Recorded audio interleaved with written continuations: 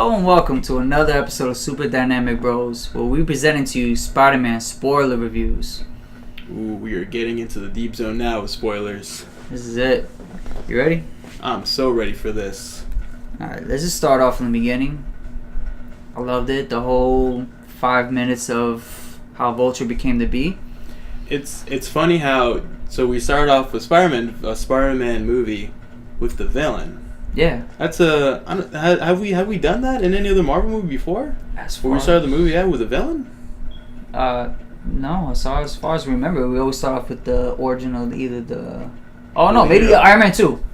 Yes. Iron Man 2. Iron Man 2. And I think Iron Iron Man 3 too. Because then we start off with the Guy Pearce's character. It was the prequel, right, of the New Year's? Yeah. Yeah. But that was still kind of with Tony Stark. But yeah, Iron Man 2. Iron Man 2. So in the beginning, they're the cleanup crew for the Battle of New York. Yeah, so it takes place back in 2011, 2012. It was 2012. I mean, that's when it came out. So in continuity, it would be 2012. Yeah. Which is why the 8 years later makes no sense. That's the only part that bothers me, because 8 years later would be either 2019 or 20, depends on what year they want to take.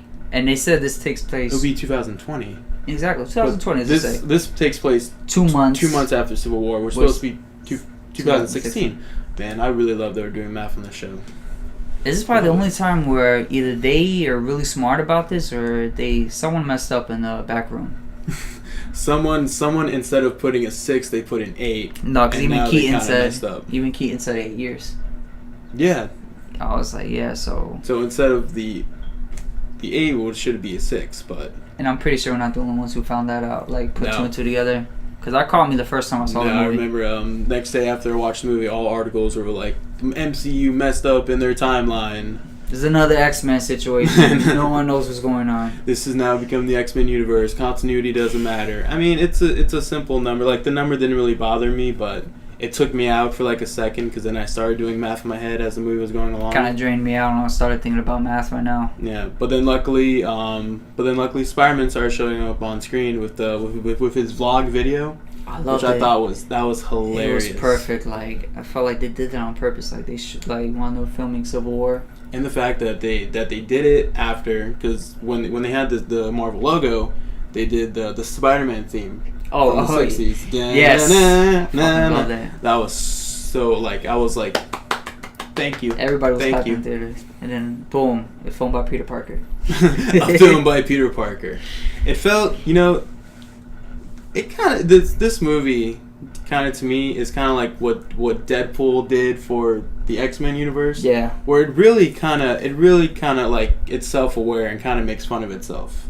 Basically. A little bit, And it's refreshing. It's because this is kind of what we really needed was a lighthearted comedy from Marvel. Yeah. It was kind of like when Guardians came out and it was something completely different. Everybody's like, "Oh wow, this is something new." Yeah, I like it. This is how Spider-Man. I felt like once Marvel got the chance, like, all right, almost 10 years later, we finally get to do a Spider-Man movie. We finally have the rights to Spider-Man. And we're gonna use him. Throw all our cards out there. Let's bring it all onto the table. So, what was your favorite scene in the movie?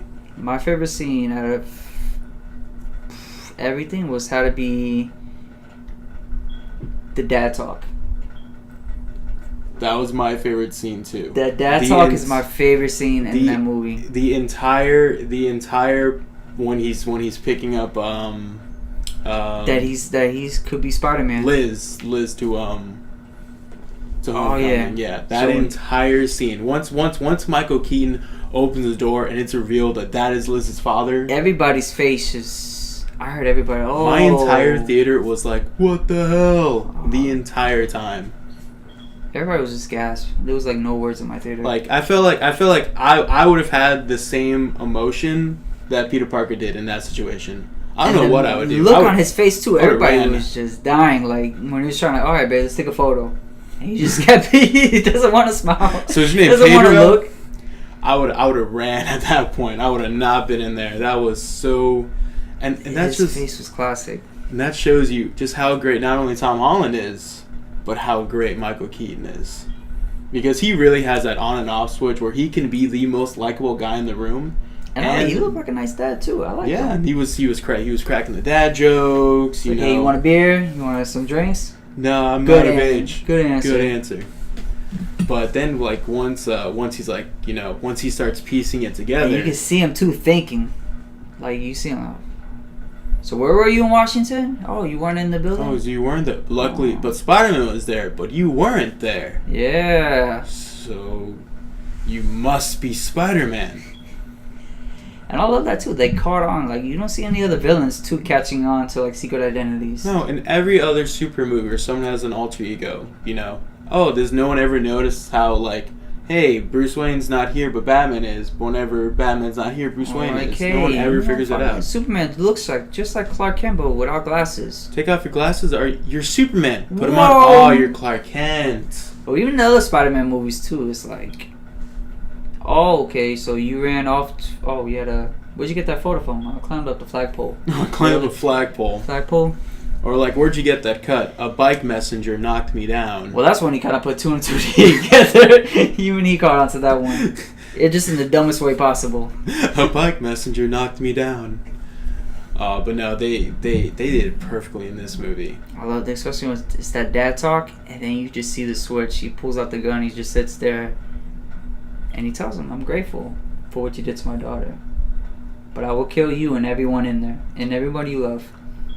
It really, it really reminded me of Michael Keaton in Batman, when he has that confrontation with the Joker in Vicky Vale's apartment, where he's calm and collective at first, and then he's like, "You want to get nuts? Come on, let's get nuts." So That that's whole 180. So you don't not hire Michael Keaton without his talent. Basically. This is why you have Michael Keaton as in this role. And hey, it's his third time playing a bird-like superhero. But it didn't feel like it. No, it felt pretty It refreshing. wasn't like him in a bird suit. He was in like basically like a really cool looking falcon. Yeah, he was in. He felt like an aviator instead of like. Yeah, he had the bomber jacket on. Yeah. He had the helmet on. And because like the Vulture is not really one particularly a character I really care about in the comics. No, he looked he's like an old ball guy just like flapping his wings around. Yeah. But this one, you actually care about his motivations because he's pretty much doing all these bad things is because damage control, which they introduced damage control in this movie. Kind of liked it. I thought it was awesome. Yeah. But they pretty much took away his job.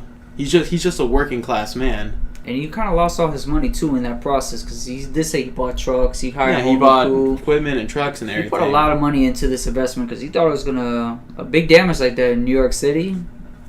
Talking millions of dollars. Make a lot of money, of cleanup, but and plus whatever they keep of the alien stuff. Mm-hmm. They get all that taken away, so you pretty much you're pretty much kind of invested inside his his plan. Then too, you find out that the one who caused all that damage, well, part of it is the one who's getting paid to clean all that mess up. Tony Stark, and which I gotta say, I was kind of scared that this movie would be like Iron Man 4. Oh, too much. Yeah, like too much Tony Stark in it. But well, that's what everybody was saying too, until you watch it and you realize, wow, this is more of a Ned or Happy movie.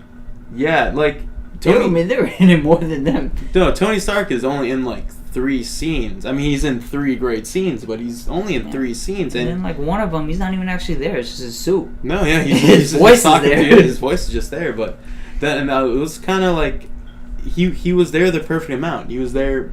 He didn't need to be there anymore. He didn't need to be there any less. He was there the perfect amount. And I liked his role better in this one because it felt more of like less of like cocky Tony Stark like he used to be, and more of a mentor. Like he was the father figure. Basically, like I knew my mistakes and I want you to do better. He even says I want you to be better than me. Yeah, and it really and that's how they perfectly connected this with the rest of the Marvel universe. Because this is pretty much Spider-Man is Tony Stark's mentor. He's pretty much he's passing the torch. Basically, so Spider-Man once he retires or something happens, he could be the one who takes over Stark Industry or becomes the Iron Man. He could be the next Iron Man type of character inside the next phase of Marvel. Basically, these Marvel movies. So, and let's talk about Ned, I love Ned. because Ned was awesome. Ned is amazing. Ned is like the perfect like idea of like a best friend. He's the perfect best. He's exactly what every other 15-year-old kid would do if you found out your best friend is Spider-Man. You'd be wanting to ask so many questions. Not only too. that, you're gonna open your mouth accidentally and want to tell everybody. This is the biggest thing in your school, let alone your city of Queens. This is small city of Queens, so baby, you don't really know that many people. This is pretty much the biggest thing that's ever happened to Ned. Exactly, in a private school like that too, so you basically know almost everybody in that school, almost. And Ned was the perfect type of comic relief where it didn't overshadow Peter, and it didn't underuse him at the same time. And it didn't feel like it was forced comedy. There was just typical 15-year-old kid. No, humor. many of his scenes where his jokes were actually really funny. I liked it. I think my favorite one was where he gets That's all laughing because I think.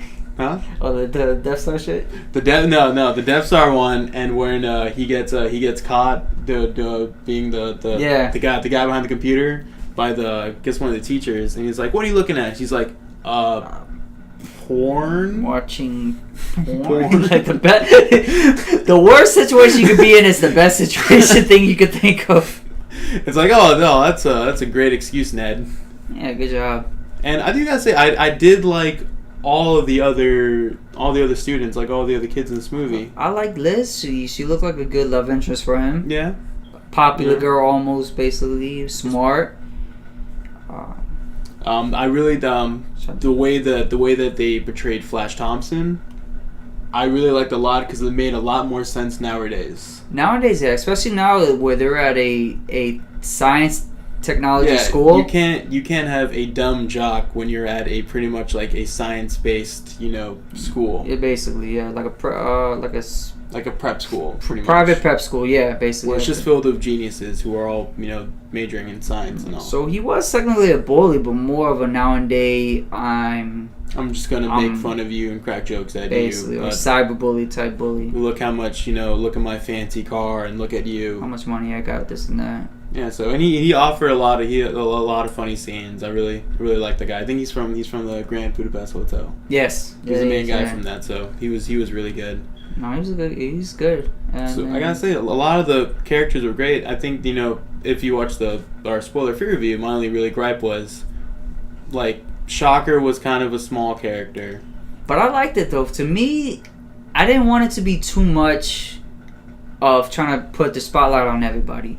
Like, your main villain is Vulture. Let's keep it with him. Of course, the side villains, I thought they used it pretty good too of Shocker when he needed him. But my thing was like Shocker was never really a menace or like a force in the movie, because even their fight scene in the buses only lasts like 2 seconds. Well, he's not at his full potential too. Remember, he only has like one glove. He doesn't have the suit. But no, still, but like he takes them out like so quickly. He just webs him to the bus and then he's gone. Yeah, and he kind of webbed him to the belt, to the bow. He kind of webbed him to the. Yeah, he just webs him and then he's done. Like I kind of I want to see a little bit more out of that. Yeah. Just because you're finally having the Shocker in one of these movies, I kind of want to. It's a new I want to see the Shocker. I don't know. It's like one of those hit and misses where it's like either you have too much of one or not enough of another. Yeah. It's hard to get that middle to please everybody. And then the guy who they're going to be, is going to be Scorpion. His first scene, he has like no lines. It's only until the post-credit scene that he could actually be somebody. I thought he was dead. Yeah, I thought when he got hit by I was that like, car. because I saw his tattoo. I'm like, that's going to be the Scorpion. Wow. And then I thought he died. I'm like, oh, come on, I want to see that. But then I'm glad he showed up in the end, like the post-credit scene. But I'm kind of wondering who his friends are. Like, are they like character friends, or are they just friends? Or is there going to be 6 of them, and are they going to be Sinister? Yeah. No. Well, Vulture has nothing to do with them. Well, I think he has his own motives. Either one, he didn't rat him out because he owes him for saving his life. That was a code of honor. Code of honor, or they didn't want appreciated that to connect the dots. Like, okay, he's Peter Parker. Who does he like? He likes Liz. Who's Liz related to? Vulture. See how that all connects around. And it was kind of a redeeming moment for Michael Keaton, and you kind of wanted that out of it. Respect that. I liked it. Yeah. And there was a couple other Easter eggs throughout the movie. There was a Miles Morales Easter egg. Yeah, his uncle, the Prowler. They actually showed his name on the corner. Yeah, played by Donald Glover. Donald Glover, yeah. He's in. He actually mentions it too. My nephew lives here. Yeah, he's like, I don't want these guns in the street. I got a nephew that lives in there. And like, oh, we know who your nephew's gonna be, Miles Morales. Yeah. Which I want to see him as the Prowler too. I don't know if they will end up doing it. I mean, you got Donald Glover. Hopefully you use him more than you did in this one in the future. Basically, I hope so. I mean, yeah, he's a nice guy. He's a pretty good actor. It's a little disappointing that he's not going to be Miles Morales though. He's a little too old, man. Then you would end up with the whole Tobey Maguire situation again. Yeah. You're just a little too old to play that. But he was always everyone's fan cast to be Miles Morales. Yeah. But I liked him in the Ultimate Spider-Man show. Yeah, where he voiced him. He voiced pretty good. Yeah, I didn't know it was him at first until I looked it up. I was like, okay, cool. That's him. Yeah, so you got him. The principal of the school is related to the Harlan Commandos. Played by the same character too. Yeah, no, it took me a second because like, wait, I know that actor. He looked familiar. In Captain America? And then when I saw him in the principal's office, and I see the picture of his grandfather, plus the photo of the Commandos, plus the medal, I'm like, okay, he really is related to them. So this is a sequel to Captain America vs. Avenger. Basically, it all connects, same universe. I love that. I like it. I love continuity, except for the 8 years later. That shit really pisses me off. I'm sorry. It doesn't make sense. You forced me to do... I'm sorry we're going back to this, but you forced me to do math during a movie. It didn't have me think and not watch the movie at the same time. I thought I was watching The Big Short at first, but I guess not. Hopefully Kevin Feige will explain what happened. Because I still don't get it. Why is it? Maybe Doctor Strange messed up the timeline somehow. Oh yeah, he did. He did travel back in time. You know, this is kind of what they did in X-Men. Yeah. What do you think about the little MJ twist in the end? I didn't mind it. I like it. I thought it was like a poke fun of people who made it a big deal that she was MJ or that's gonna be MJ. Why they made a black MJ? True. But it's not MJ. It's so happens to be her name initials Michelle, but my friends call me MJ. Well, her last name is like Jones or something. No, I want Mary Jane. Mary Jane could come in. She could come in. Mary Jane Watson. But I like her too. What's her name? Zendaya. She was fun. She was great. The first time I watched it, I didn't care for her. I kind of felt like it's like they're a little forcing this. Her like I'm so like an outsider and none of you are. But the second time I watched it, I liked her a lot more. She was funny and she had really good moments. But I just MJ is supposed to be the idea of like the perfect high school girl, Well, I remember too. He's only a sophomore. The next year one's supposed to be junior and then senior. Yeah, so I'm hoping they bring an actual Mary Jane Watson. Because I want Mary Jane Watson or Gwen Stacy, either or. I like Gwen Stacy. Yeah, but with Gwen Stacy, we already know what's gonna happen. Exactly. Or she could be dating a vampire named Michael.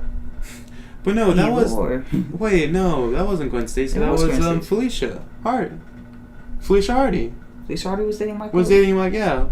In the Spider-Man series. Back in the 90s. Yeah, I want plasma. Yeah. Yeah, I thought it was. That was Felicia. Are you sure it was Felicia?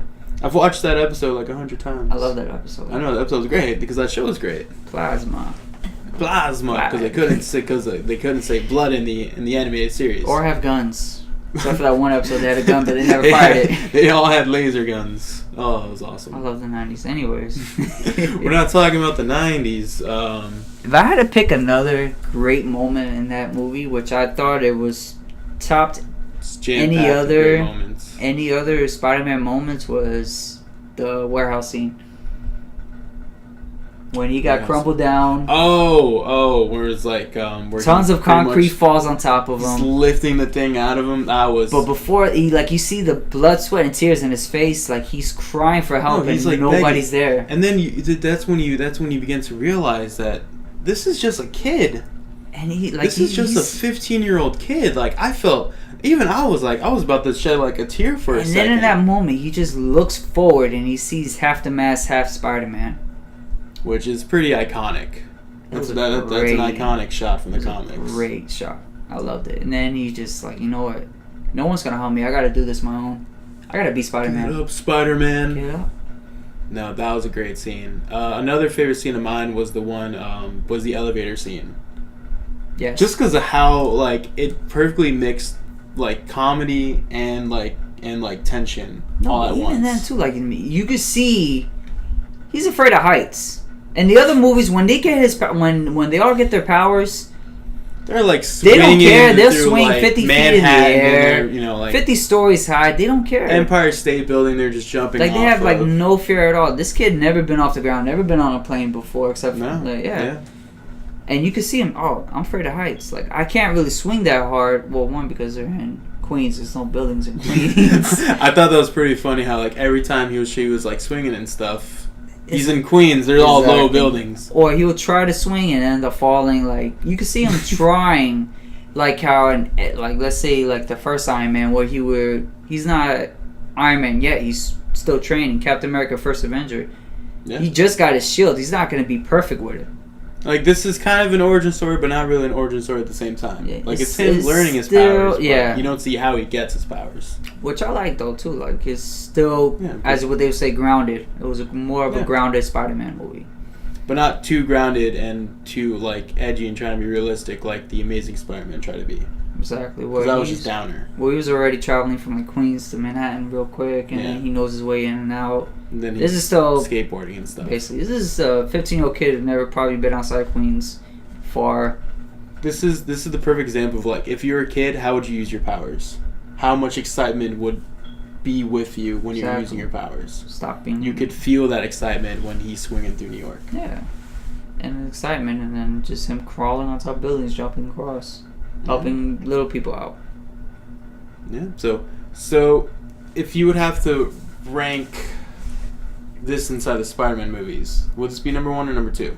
This would be number 1, a little ahead of part 2. Not by much, but definitely a little bit ahead. Only because I thought this was more of original, somewhat of a better written story.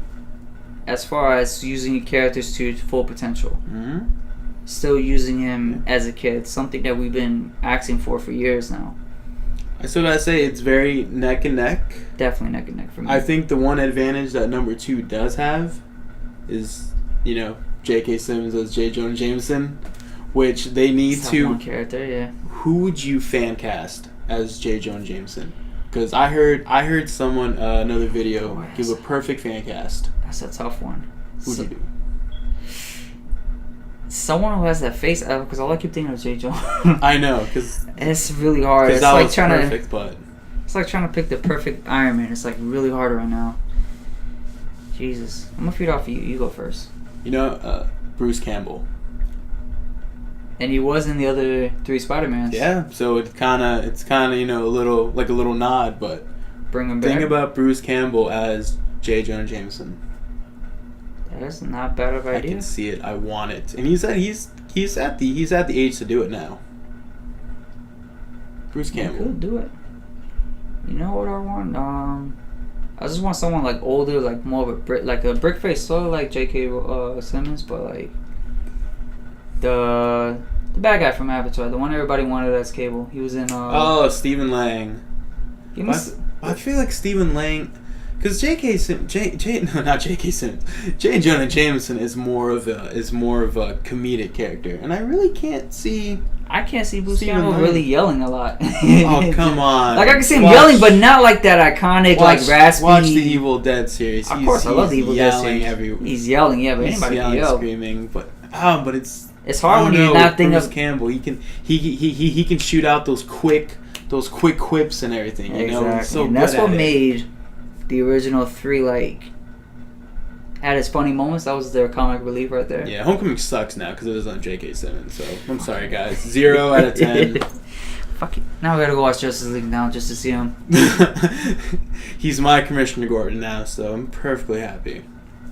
So, any other thoughts? Should we wrap this up? I say wrap this up. Everything was good. Yeah. Character-wise, story-wise, Easter eggs up the wazoo. Yeah. You know what? Good job, Marvel. And I do gotta say, has this been like the perfect year for superhero movies? Because there has not been a bad one. So far, no. Logan, Wonder Woman, Spider-Man: Homecoming, Guardians, even Lego Batman. Yo, Batman. I mean, all we need is like Thor Ragnarok and Justice League to be good. Then this would be like. Well, Thor Ragnarok, in Marvel we trust, so we know Thor Ragnarok's gonna be good. And I got faith for Justice League after seeing Wonder Woman, so Basically. I'm hoping this is gonna be the perfect year for superhero Yeah, movies. 'cause you got a It's not been disappointing. you got Joss Whedon directing it now, so Yeah, it should be good. I got faith. All right, guys. Well, thank you for joining us today, guys. Yeah, catch you all later. Have an amazing one. Bye.